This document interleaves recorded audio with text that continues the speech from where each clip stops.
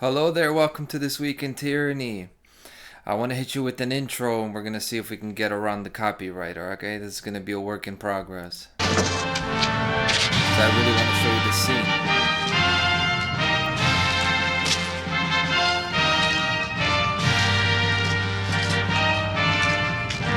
ChatGPT told me I should talk over it, and that way I can avoid the copyright maybe, so let's see.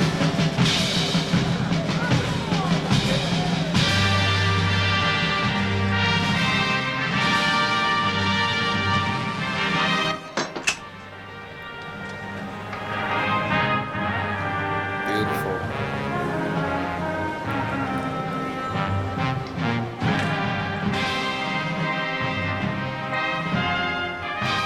Some people still have this perfect betrayal of the mafia boss. Sleaze bag. Alright, let's get into it. Let's put the camera on me so I can welcome you guys to This Week in Tyranny, episode 156. It's Saturday, November 29th, 2025. So it's Thanksgiving weekend, and we're going to talk about cultural replacement. Probably not the kind that you've heard about before, but it is a type of replacement, replacing one people with another. And we'll talk about the inconvenience of technology. It's supposed to be a convenient thing, technology, but this is the other side of it, which again, it's not going to be, I'm not going to be really breaking too much. You've heard this before.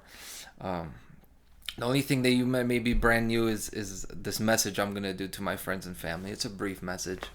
I do these every week. So to some people, seeing me every week is the most that I talk to them, people in my life. And yeah. So context behind what I'm talking about this week. There have been very few times in human history that people can just live life without having to worry about like existential threats like cold, hunger. This is a very new thing, to be able to live a human life and not have to worry about a serious illness. If you get sick, you may not survive.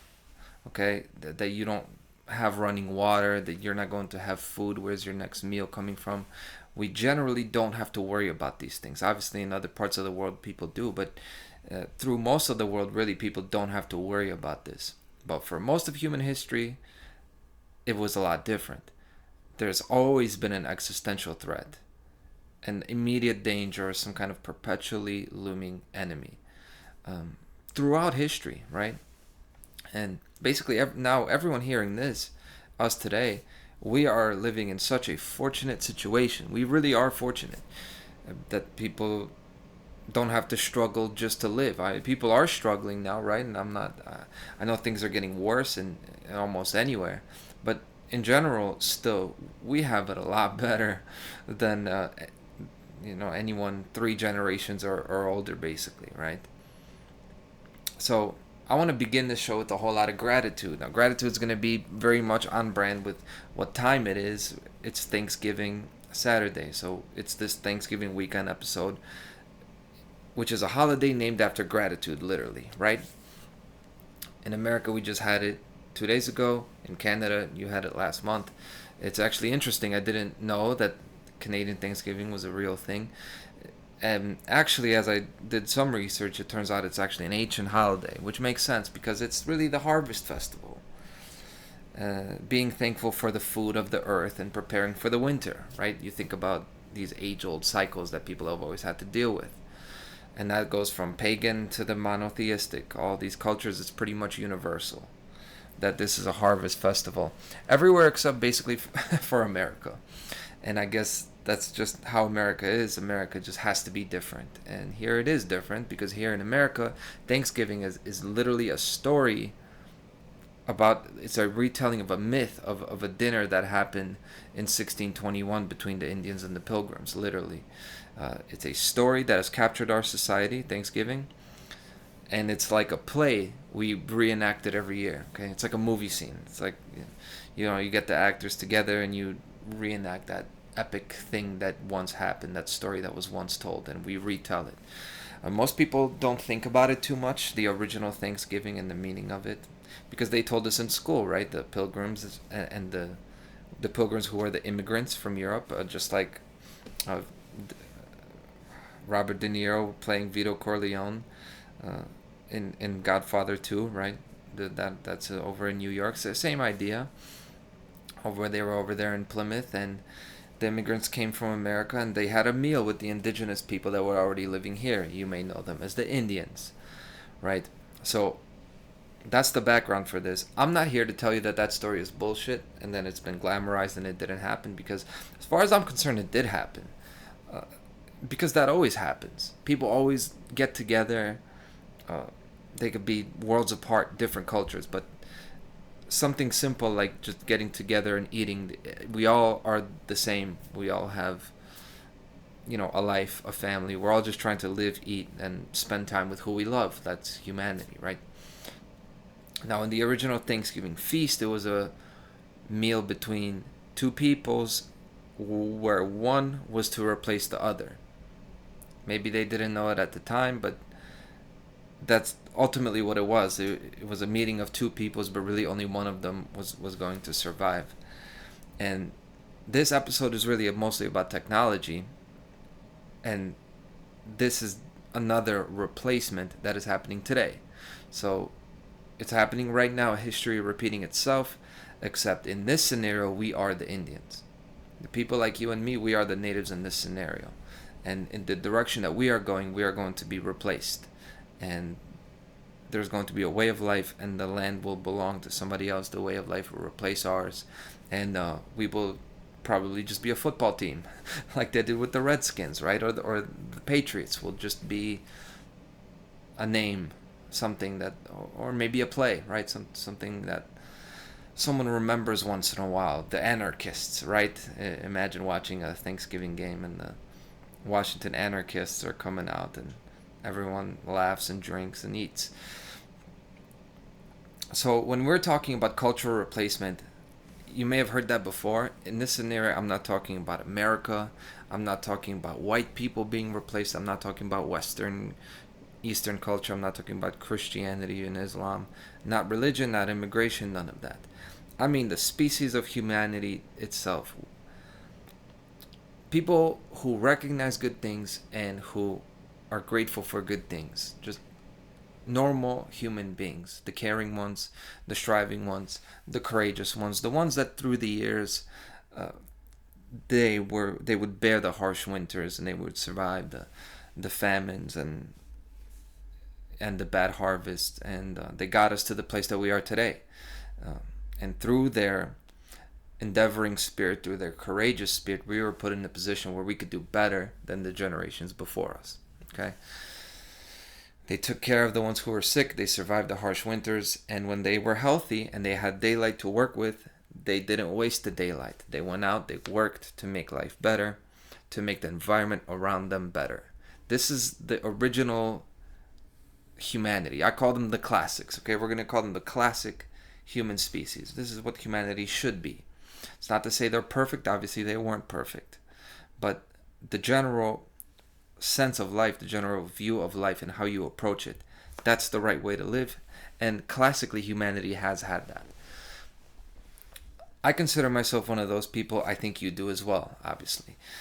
And our family, our society is currently in bad shape. Like, our people are in bad shape. Just like the natives who in 1621, when they got together for that meal with the pilgrims, they were struggling with illness all over the place. And we, just like the natives, sat down this weekend to eat with our future killers, just like those pilgrims. They may not have wanted to do them ill, but at the end of the day, they killed them. They replaced them. Those who will replace us, and I'm talking about our families. I'm talking about within our families. Our enemies are there. Maybe the enemy is a strong word.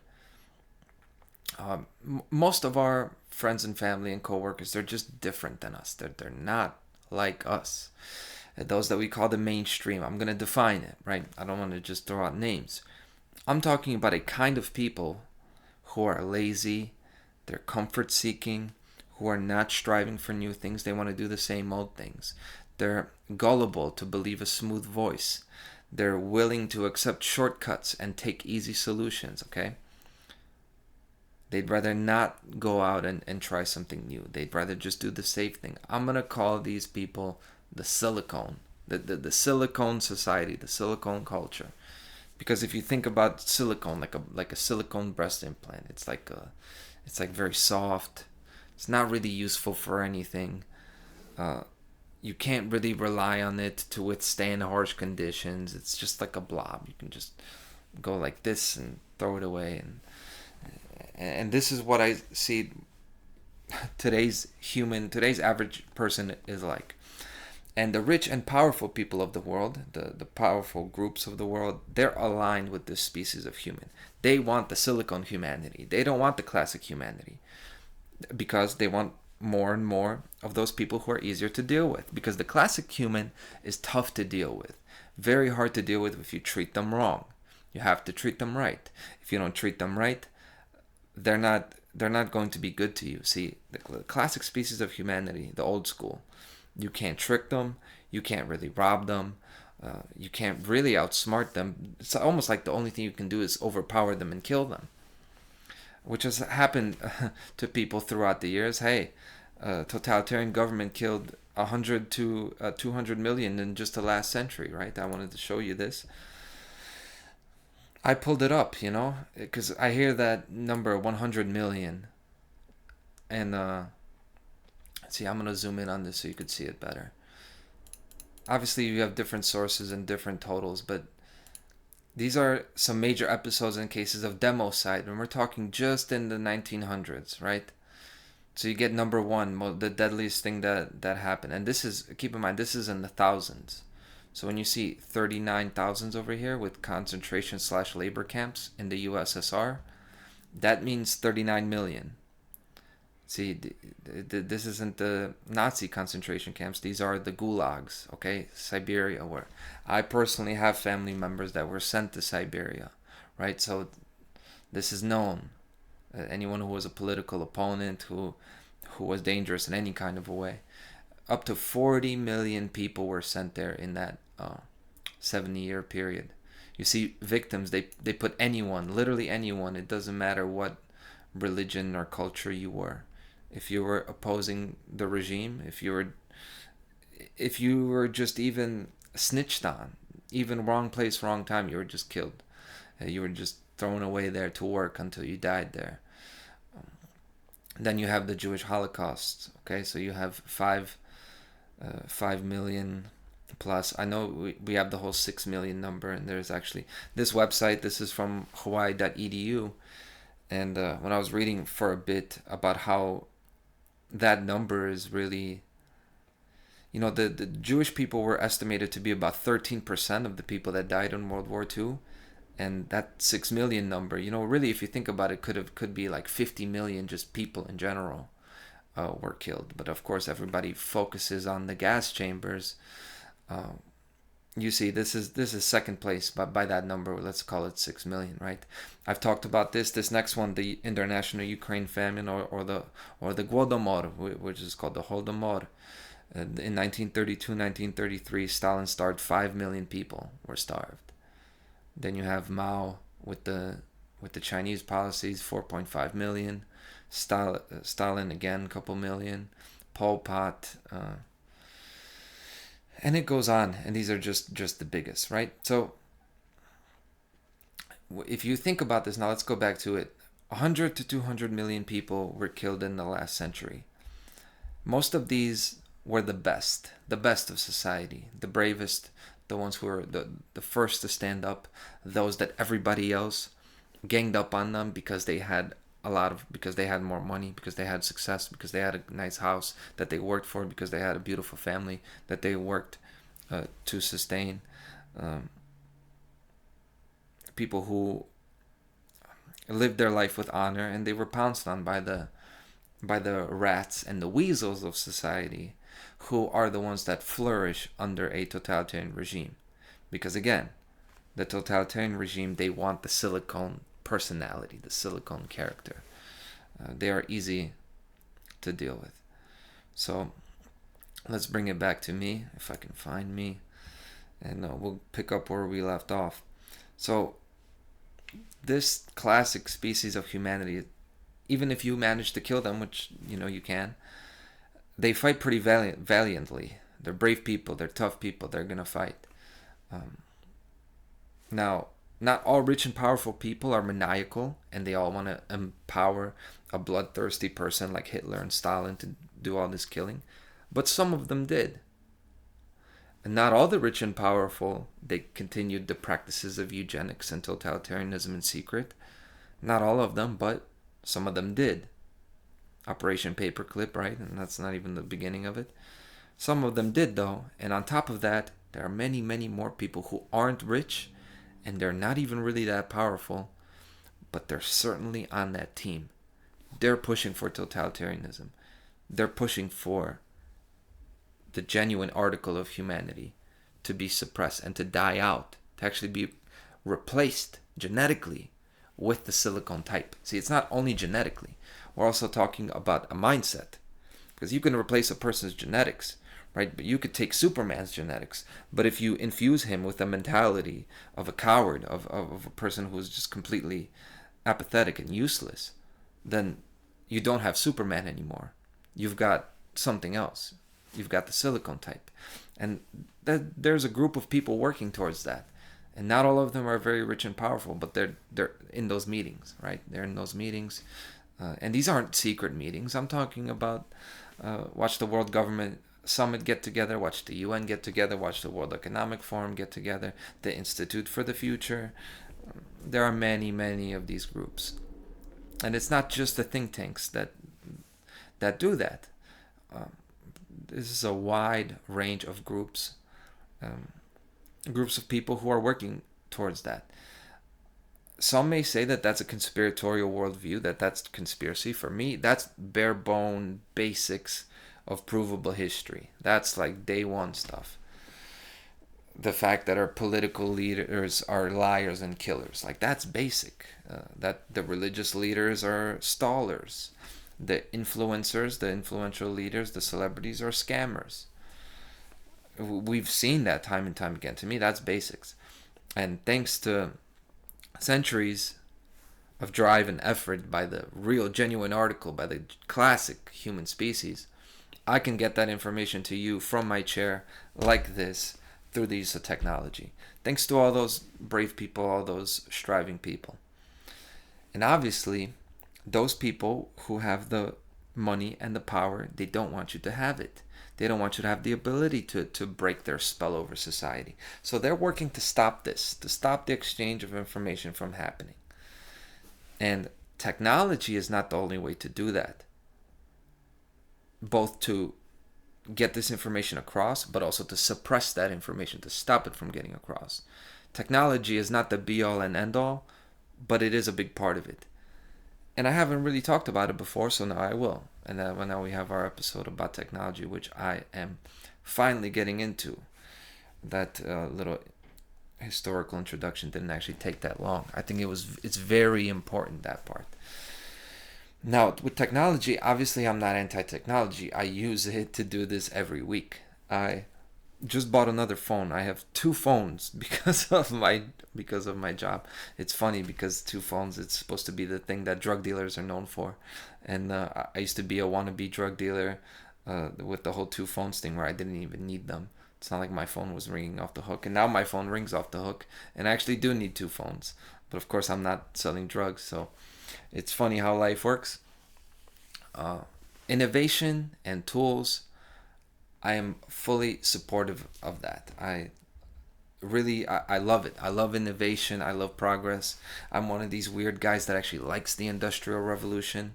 I know it was horrible and bad conditions, but the fact that we came out of that peasant lifestyle and we built these skyscrapers and all this stuff and all the contraptions and the awesome technologies and the tools. I have a car full of tools. It's amazing. It brought us out of servitude. It brought us out of being peasants. And I'm talking about not just the phone, not just the laundry machine. the printing press, the toilet, very basic. This is technology. It's not just the internet. Basic technology, which is the first instances of technology, are what?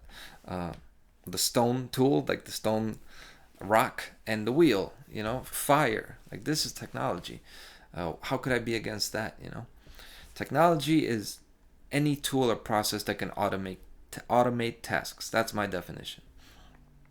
So you have a problem that you need to solve in the world, like you have something on the wall that you need to get it up there. Or you have 500 of these things, like lights that you need to hang in a new building. We have a system for that. We have this metal thing called a screw, and it's threaded.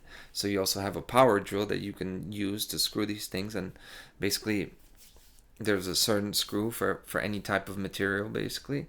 And you can get it there easily and not have to take every new issue as something personalized that you have to solve. How am I gonna glue this? Am I gonna tie it? Is it gonna fall out? Do I have the right type of material? Do I have the right type of driving tool? It's solved, right? That's technology. You've solved an ancient problem. Now you can move on. A tedious and challenging process becomes very simple, and you basically no longer ever have to think about it again. You're off to new things. Just like when you first learn to walk or ride a bike, you don't have to go through that first threshold moment. You've done it. You can. That's called maturity. That's called growing up. And this is technology working for us. This is what technology is supposed to be. The laundry machine works for us so that we don't need to scrub clothes for 3 hours. Technology works for us to handle simple, repetitive tasks. There's nothing wrong with that. But at some point, we cross the threshold where now we work for technology. That's just the way it is. Maybe not in the literal sense, but this is essentially the spirit of the message of this week. And I'm not the first one to hear that sentence. When I first heard it, that basically we're working for technology, we're the machines. The first time I heard it was like an aha moment. I'm like, that totally resonates. And you're probably agreeing with this too, because you've seen this happen in your life. We've become the tools. We have to use technology. There's no other way we can't. But we've become the machines. We use our phones to do mundane tasks like we are the machines. Like the phones are using us. Technology is supposed to work for us, but we work for it. Now, that's my claim. Let me throw together a whole list of observations that back up my claim, right? Just this is what inspired this episode. But with the Thanksgiving thing and seeing that scene from The Godfather 2, it just turns into something else. But it's always a journey making these episodes. Some of you know that, and maybe I sacrifice a little bit some episodes, but I really enjoy doing this. And I no longer care if I don't get a lot of views. Although I did care about that for a while.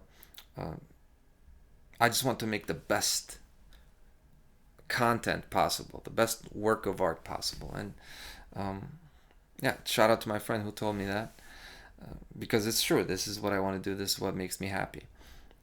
These are not mundane tasks, but we do have to do a whole bunch of mundane tasks with our relationship with technology as it currently is. Like, we have 1 million accounts. We have accounts for everything. You have an app for everything. You have a login for anything, right? I get it. You have to have a login. You have to have your credentials, your passwords. But now we have to have more and more complicated passwords. With time, you can't just put any password. They won't let you. You have to do capital letters. You have to do numbers. Then you have to do like a dash or an underscore. And so you change it. Say, no, this has too many repetitive. You can't use any repeating numbers. So I can't put, Bomb Squad 444 because that's too many fours, right? But I could put Bomb Squad 4146. And that's supposed to be safer. All of this stuff, why can I just... So what if I get hacked? I get hacked. They're making you do more and more, jump through more and more hoops. And of course, this is not government requiring it. These are companies. Okay, so when I say, hey, this week in Tyranny, I'm not blaming the government for everything. This is a lot of this is called corporate governance. A lot of this stuff is Agenda 21, United Nations stuff. But even if you want to say that's current capitalism, fine, blame capitalism. My point is, this is going in a direction that's anti humanity's growth, with having to do harder and harder passwords, and then you're offered biometrics as a way to avoid it. Anyone will just tell you could scan your face or do the fingerprint, and I think a lot of people do that. They just scan their face to unlock their phone. I've never done it. I don't like that shortcut. I'm glad my phone lets me not have. I don't have a password on my phones. If you ever obtain my phone, you have access to everything, because what's important to me, my values. Maybe I'll talk about this at the end. But what's important for me is for these tools, for this, to actually make my life easier and to work for me. So I want to be able to unlock it as soon as possible, you know.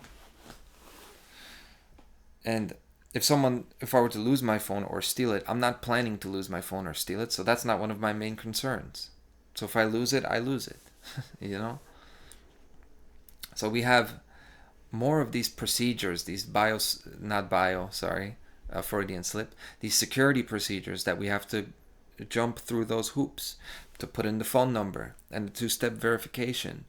A lot of apps, they want your address now. Okay, I kind of talked about this last week with the surveillance grid. This isn't so much about surveillance. This is just about whatever the reason is and whoever is doing this stuff. The point is, these things that are supposed to make our life easier take up more and more of our time just to get in it. You've already solved a Rubik's Cube just to open up your phone, regardless of what you're going to do once you open it. And as if our email is so important that you need exclamation marks and underscores to ward off the hackers. See, I know in computing, security is very important. If you have a server, you have your servers, you have your website, somebody can get into that. It's a big problem. You're going to lose everything. And I get that. And I get that the phone is a pocket computer, right? So it needs to have security features like a computer. But this is one of the problems. It's a pain in the ass to use a computer on a phone where the keyboard is 5 to 10 times as smaller, and your monitor is basically 10 times smaller, right? You're trying to do computing stuff on this little thing that your fingers are not designed to do. Yet you have to do all the things that you have to do on a computer. You have to check your email, you have to check all your notifications, you wake up with notifications from everywhere, send messages, still navigate websites, contact people at the same time. So, nobody's making us do this. We're making it to ourselves. You could... Sure, I get that nobody's forcing us to use technology, but to live in a city like I do, even if you probably live on a farm, you still need all of this technology. So it's not really like it's your choice to do it. It's like it's not me going into a casino and complaining about the user interface of the slot machines. This is a lot different. This is where we're talking about what is required to actually live in general society. I mentioned the low views on my show, and this is another thing about technology. There are very specific things to do to get engagement, and it takes work. So no disrespect to people who do it. I know what it would take to get me out there. Have more content out there, put it out more consistently, put it out as shorts, put out shorter videos, and engage, share them, and spend that time to be in that virtual space. And ultimately what people end up having to do is they're dropping low density content consistently. Low density, doesn't mean it's bad, but there's not a high return value on the time that you put into to view that. Everything I've ever made is high density stuff. It's just the way I think. It's just the way I do. If I'm going to get up here and start to do this, I'm after this the camera goes away and I don't think about it. and you think about who gets a lot of engagement, it's the vloggers, it's the people who are, they seem to be online all the time, and you could just kind of spend time with them and have them in your pocket. And some of these guys, I like them. I listen to them, but there's just not enough time to make high density content all the time. It has to be a lot of low density content. I've seen what it takes to grow your channel, and I used to really want to do it. And it's not that I won't try, but I'm good. I know what my work is to do, and hopefully it is to be able to give you guys these outside the box thoughts, because I have a lot of thoughts about everything, hence why I'm writing my book, currently working on it. Technology is supposed to free up your time to do things like that, to do other things that you actually like doing. Well, what we have today is that you have a higher and higher baseline, like a higher and higher threshold of mundane technological tasks that you have to carry out just in order to keep pace with the world. That's what we have today, and it's not really the real world. It's not really this. It's the virtual world, right? The front page, the social media accounts. We have a real world that we're living in, and at the same time we have a virtual system. It's a new world with its own issues, its own set of issues, its own technological issues that you need new technology to solve those issues. I'm talking about social media. First and foremost, it's not the only virtual system, but that's the main one, which is like, you already have a social persona, you already have your character, your reputation. So like, real life is social media. It's like how you carry yourself, what you're doing, who you talk to, and then you have like a carbon copy of that. You have the virtual system. One doesn't necessarily translate to the other. It could, right? But it's a whole separate thing where you maintain your image, you maintain interactions with people online. I'm like, I already have to do this shit in the real world. Now I have to do it again on the internet.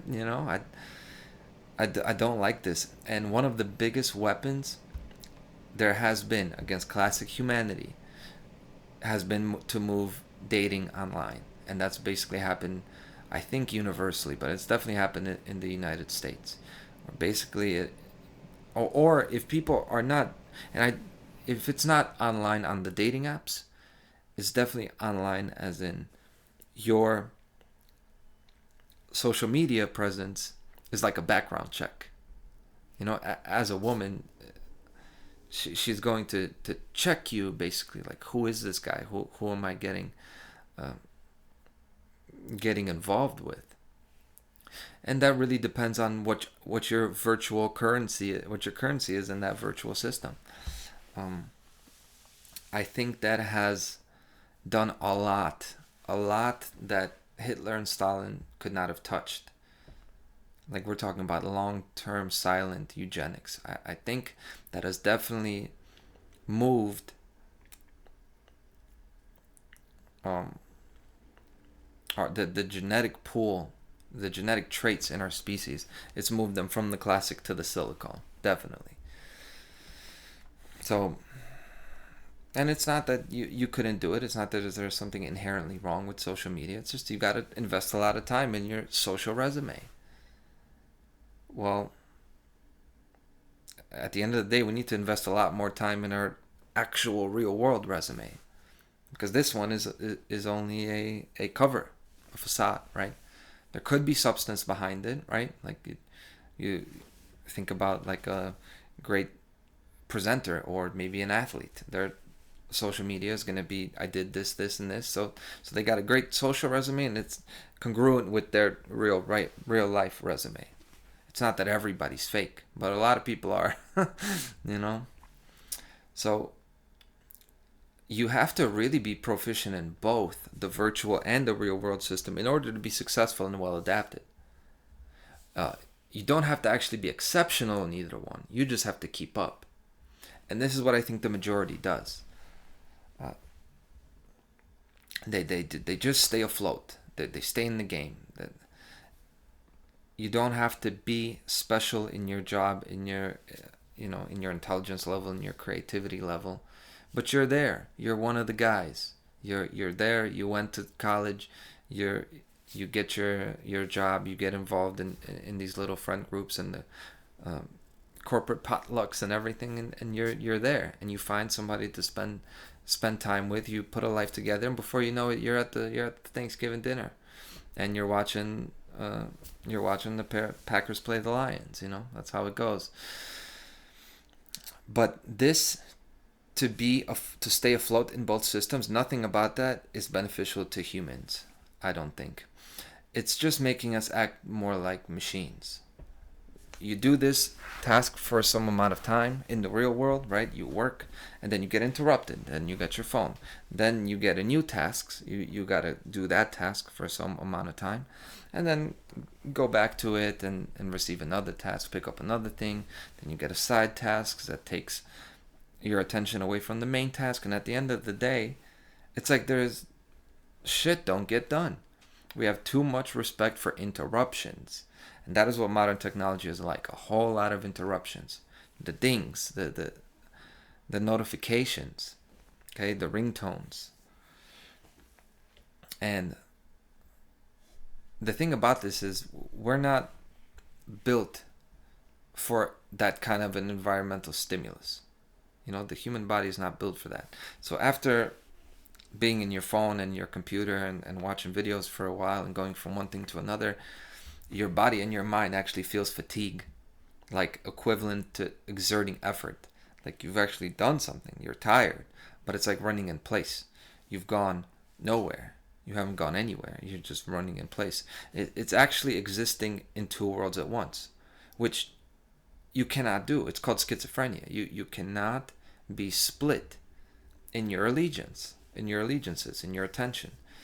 This is another thing about having a smartphone and managing your real life at the same time.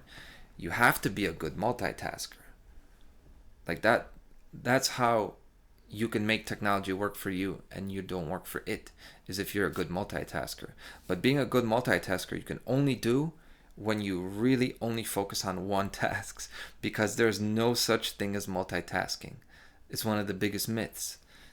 People say, oh, he's good at multitasking, and that's what that is being able to automate certain things, or to have like tunnel vision, and you're really only doing one thing.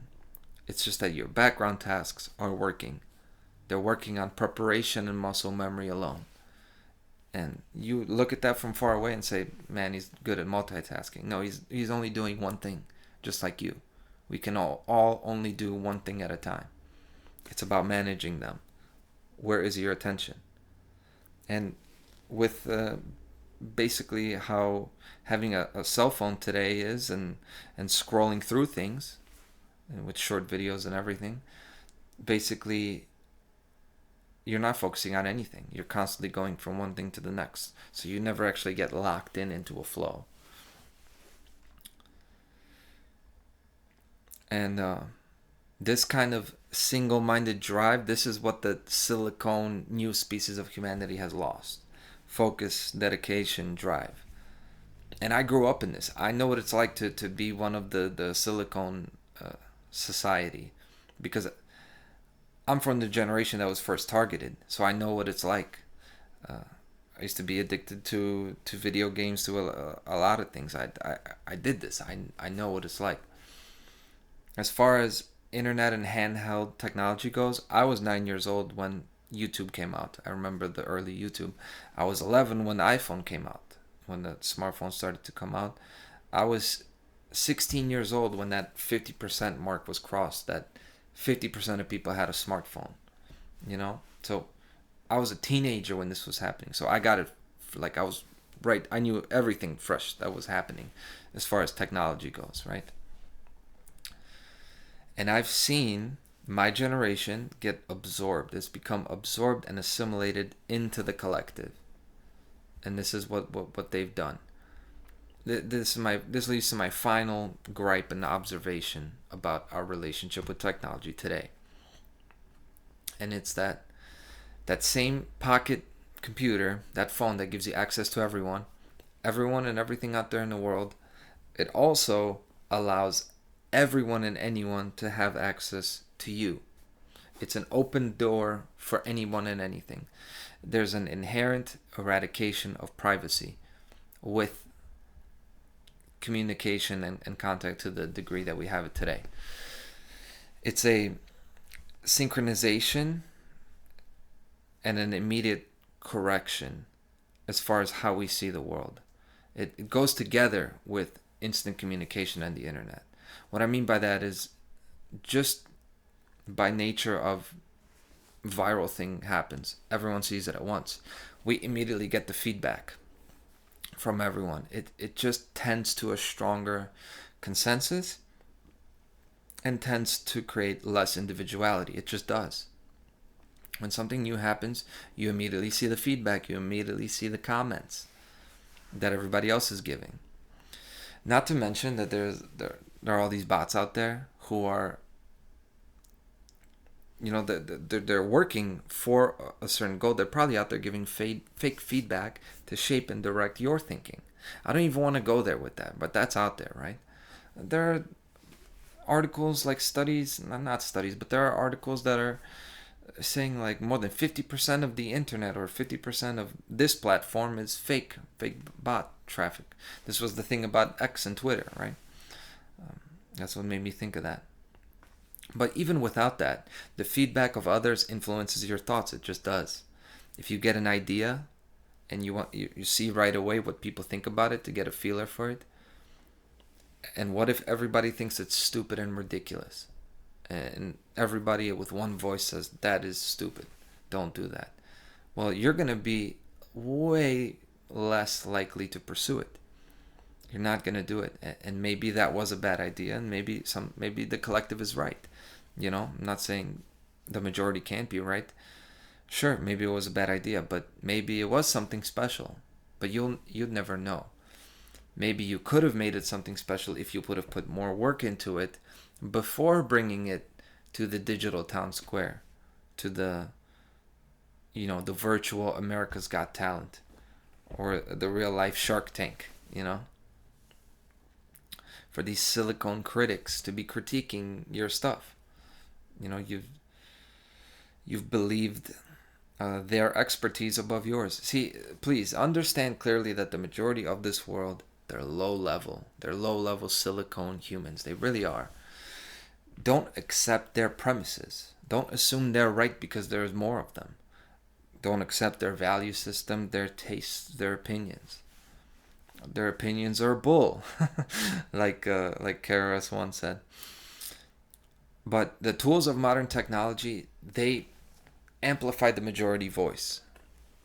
They amplify the collective. So they make that voice bigger and more intense. Technology today is an amplifier, in a way that it makes things happen, or I should say it's a compressor.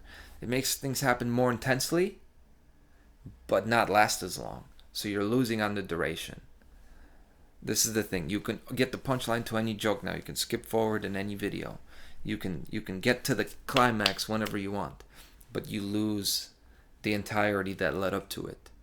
You lose out on the experience. Okay, the fluctuations in time and space. That's what technology has done, and the direction that we're going in today, this is that direction, the silicone direction, and this is why we're being replaced. Our species is being replaced because morally, technologically, physically, in every way, the voice of truth is not as loud as the voice of illusion. The voice of illusion is amplified, and technology is not the cause of this. It's merely the thing that fills the void. It fills the vacuum that we created with our inactivity in life. Our inactivity has caused this. We are behind enemy lines with this technology thing, no doubt. So now that I've said that, solutions. And we're going to wrap this show up. Okay, we're going to go nice and clean. Solutions. Clearly the solution is not to turn away from the internet. It's not to turn away from technology. Actually, it's quite the opposite. The way that I see it, you have to be very, very literate in technology, or else you'll be ruled by technology. You're going to be owned by technology if you're not good at it. So you're going to have stuff that's old. You're going to have stuff that you need to use once in a while. And you're going to have a lot of doors closed because you don't know how to use certain things. We have to speak the language and be proficient in the other language. It's like an MMA fighter who wants to grapple. He doesn't want to throw a punch. He just wants to grapple. He wants to get you to the ground. He knows how to use his body to get your shoulders down and to get you in a choke. That person, if he's gonna fight somebody in MMA or even in a real life fight, he has to train boxing. Even though he may never want to throw a punch, he has to be a boxer. He has to train hand-to-hand combat like that, because if they don't, then they're going to get knocked out. So they're never going to get to do the thing they really want to do because they don't speak the other language. This is why they have to be all-around martial artists. So we have to be literate in both. We have to be proficient in both, and we do.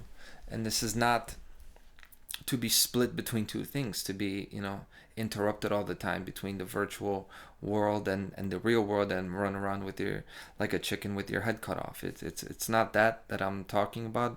What I'm talking about is knowing how to be here. When you're here, be here, and if you don't want to be here, know how to get out of there quickly. Buy a second phone if you have to. I just paid for YouTube Premium. I don't like to do it, but I'm done with the interruptions. I don't want to skip the ads anymore. I got stuff that I want to do. I know it costs me money, but that's all right. I'll pay a little bit of money to have more freedom. That's just me, right? That your way may be different. The way I personally do this, I streamline time-consuming things as much as possible. So things that I don't like to do, I want to do them as quick as possible and get them out of my life. I'd rather spend a little bit more money as well and then have a little bit of time for myself. And also, I don't spend my time doing things that I don't like. I'm not going to spend time making YouTube shorts. I'm not going to comment on everybody's videos and be in every corner of the internet. I'm not going to be on Facebook pretending that I'm engaged there and that I want to be there. I'm not going to do it.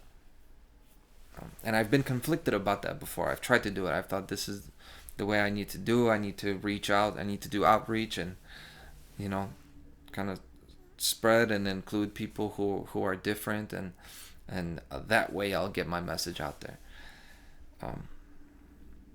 Hopefully there's a way to do that, but I'm definitely not going to do that in the way that I thought I would do it, which is just to carve out more time to do things that I don't want to do. I'm not going to do things I don't want to do. I've got plenty of time to do things that I do want to do, and I need to make sure that I get them done. Like my book. Like my book that I am working on. So, to conclude this episode, we're going to go beyond the technology now, because this cultural replacement, it was in the works long before the internet. It's not just the smartphone that did it. And I was thinking about this a few days ago. I think essentially this is the same thing as the move from the countryside to the city, the transition from rural to urban. And I don't want to sound like a socialist, because I love the city. I love the city. Like I said, I love the Industrial Revolution, and me personally, I want to be here. But I was driving into Chicago early Thursday morning, right, Thanksgiving, and the streets were basically empty because it's Thanksgiving. So because the streets were so empty, I had to watch my speed, no traffic. I had to watch for where the speed cameras were. So I noticed them more than I usually did. Because when you choose basically any road, but definitely the road that I chose, which is down Irving Park, basically any road you take into the city, though, you're going to have like 2 or 3 of them if you drive all the way there. And I drove right past them, and I saw it, and I was looking at it for a second, like, that little thing, that box with the screen and the flash, for doing nothing wrong, you go 6 miles per hour faster than that sign says on a wide open street not being a threat to anyone, not doing anything, not really speeding because the street is wide open. And those cameras would flash, and you're going to get a ticket in the mail for $50 to $100. And I just thought, damn, that's what the ruling classes always wanted. That's the world they want. They built the city. That the Babylon is the city. They built it. They want a world where all their slaves are crunched together and they all depend on each other. So you're gonna have them all in the same place working for you. Please understand that the totalitarian drive has always been toward the city. Get as many people as possible there. Because otherwise, all that distance, you can't manage it all. Because this is the real world. In the real world, there's no instant communication. You have to be in the same place. There are no shortcuts. There's no chat GPT in the real world. But in the city, you can shape the environment to make it more like your vision, and that's what they've done. And hey, I love the city, but let's be honest, you could live without technology and it would still be beautiful. You could still be out there living like the Amish in the countryside with your family, living off of the earth, and it would be great. And you actually don't need much more. You would be very happy living like that. And that is why one of the goals of this ruling class, of this totalitarian system, is to make the countryside unlivable long term. And this is what I think geoengineering is for. I think long term, the reason the skies are cloudy with those long streaks, it's to long term make it impossible to grow your food out there and to live out there without the city. Actually, everything is working towards that, not just geoengineering, but certainly when I see those stripes in the sky, I think of that. The issue, though, is when you are out in the country, you're not driving a society's technological advancements. So you're not in the driver's seat. So what happens over time is the urban society is going to take over in the long term, which is what happened. And we're not really going back. So what is the answer ultimately? Well, to be fluent in both languages, like I said. You got to know how to live with technology, and you got to know how to live without it. Because there are good things about both. Just knowing not to get caught up in one. Don't let one rule you. Don't be ruled by technology. But also, there is a enslavement and an oppression to living a lifestyle where you don't have a freaking laundry machine. You don't have a car. So what if you're in a situation where you have to go get something? Well, if your local apothecary or doctor doesn't have some kind of herbal medicine, then you're not going to get it if it doesn't grow. Freedom is not in any one of the two sides of polarity. It is in your fluidity and ability to move between those polarities. So that's the answer, to be fluent in both languages. And that's what that scene from The Godfather Part 2 means to me, and that's why it's one of my favorite scenes ever in cinema. I'm really glad I got to play it. Here we go. It's just the best. If you look at this whole thing, this imagery is amazing with the Italian Catholic festival of Jesus and the donations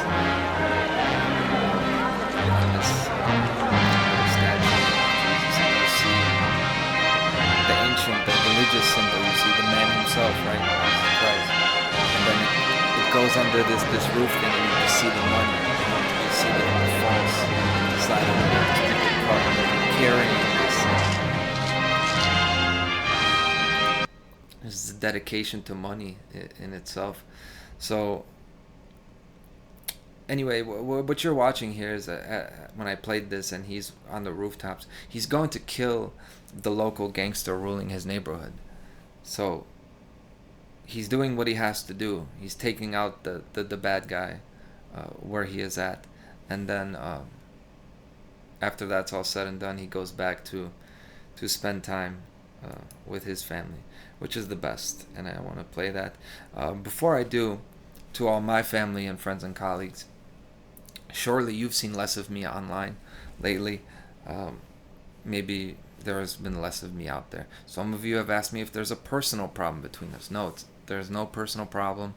I haven't gotten mad at anyone. I haven't turned my back on anyone. It's just I have kind of changed things a bit, and all it is I just don't want to bobble my way through life. I've chosen a life purpose where I have a very specific mission. I have to dedicate a lot of my time and effort to complete that mission. I have high expectations for myself, and I don't think I'm meeting them. I don't think I'm doing good enough with the endeavors that I have. I know I'm doing good. I want to do better. Okay, so that's all it is. All right. I don't want to spread myself too thin and be in 5 places at once. I haven't been making a lot of music lately. There's a lot that I haven't been doing lately. It's not a sign of anything negative. I think quite the opposite. I'm here. I'm being here now.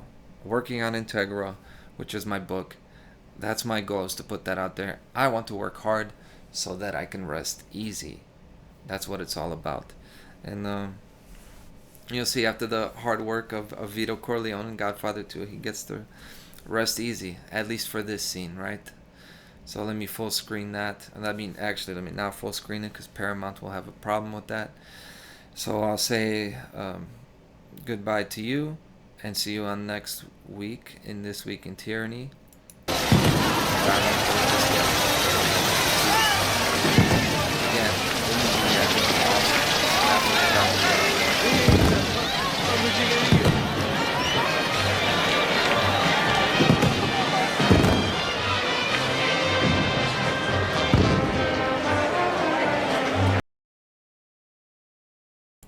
I have to say this, and when you see him walking past, it's like you're seeing the scenes of like the life of a man. You know, the party, the wedding.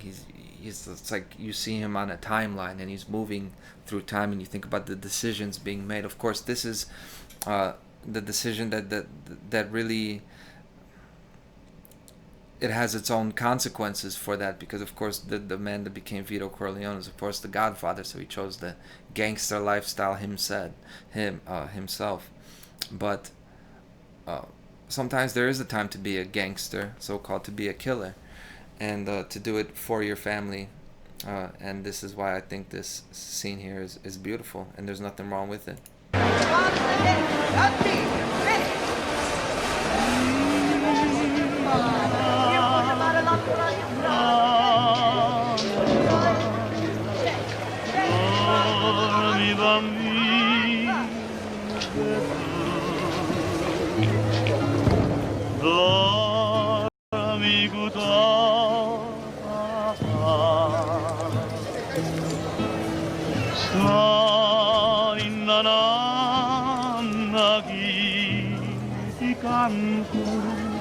Mai, tuo padre ti vuole ben assai, ben assai. Even when he had the gun on, he had it wrapped in a white sheet, just like